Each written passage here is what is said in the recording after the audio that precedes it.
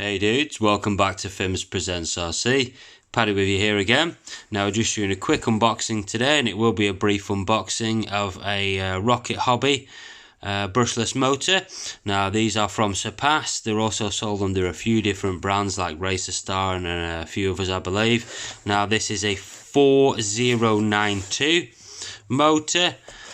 So that's 40mm diameter and obviously 9.2 that way length. Now these are a 6S motor, 4-pole, sensorless. They're really excellent value for money, these. So this is £38 was the offer that I sent to the seller. They were on for about 41. With tax was a couple of quid more than that, obviously because we're enduring the post-Brexit tax at the moment. But still, excellent value for money, delivered to your door. Made it to me from Hong Kong in, I don't know, it was roughly about a week and a half, something like that. It was really quick anyway. So these use 6.5mm gold-plated bullets. So there's quite high quality bullets on there. High purity copper leads, high purity copper windings inside here. Like I say, this is a T6 6061 billet case with CNC'd M-bell on there. Now, years ago, you would have paid a lot of money for a motor with that kind of spec. Max RPM on these is about 50k. Pull is about 4,200 watts maximum, 160 amp maximum. Like I said, 6S is the maximum rated voltage for these. Obviously, you can run them on 4S if you wanted to, but you can't run them on 8S. I wouldn't do that. But you can get Rocket Hobby motors that will do 8S, so just look around.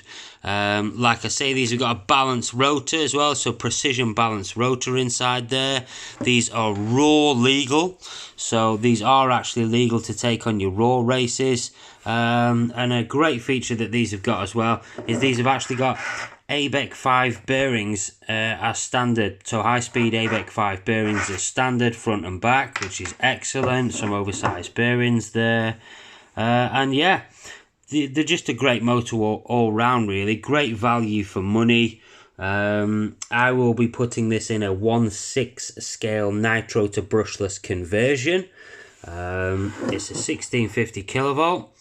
So this is almost akin to a Castle 1717. It isn't quite. Obviously, the dimensions aren't quite the same with this one being a 4092 and the 1717 being a little wider and a little shorter, I believe. But still, great little motor. I'm going to try it on 6S. I'm going to chop the connectors off personally. I'm going to shorten everything down and solder them directly to the ESC.